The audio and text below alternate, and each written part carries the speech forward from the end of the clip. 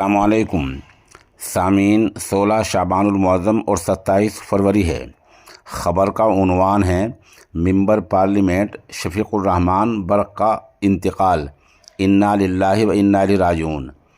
سماج وادی پارٹی کے ایم پی شفیق الرحمان برق کا آج 94 سال کی عمر میں انتقال ہو گیا ہے۔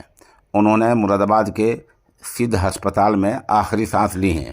واضح ہو کہ پچھلے کچھ عرصے سے ان کی صحت خراب چل رہی تھی۔ انہیں جسمانی کمزوریاں اور لوز موشن تھی۔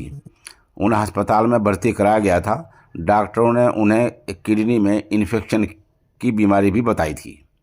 شفیق الرحمان کی پیدائش 11 جولائی 1930 کو ہوئی تھی۔ انہوں نے چودھری چرن سنگھ کے ساتھ مل کر سیاست کی شروعات کی تھی۔ وہ بابری مسجد ایکشن کمیٹی کے کنوینر بھی رہے ہیں۔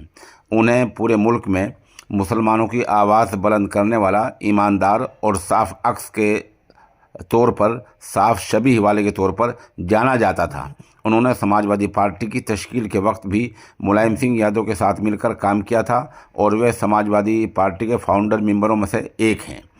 موجودہ فی الحال وہ سنبھل سے سماج وادی پارٹی کے طور پر ممبر پارلیمنٹ تھے اور وہ 5 بار لوک سبھا چناؤ میں اپنی جیت درج کرا چکے تھے۔ انہوں نے سال 1996، 1998 اور 2004 میں سماج وادی پارٹی سے مراد آباد لوک سبھا سیٹ سے 3 بار جیت درج کرائی تھی۔ اس کے بعد بہوجن سماج پارٹی کے ٹکٹ پر سنبھل لوک سبھا سے 2009 میں جیت میں کامیاب رہے۔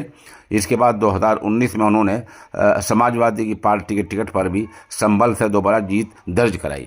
بہرحال اتنے لمبے عرصے تک سیاست سے وابستہ رہنے والے ایک ایماندار سیاسی لیڈر کا آج انتقال ہو گیا ہے۔ سامعین سے مرحوم کی مغفرت کے لیے دعا اور پسماندگان کے لیے صبر جمیل کی دعا کی درخواست کی جاتی ہے۔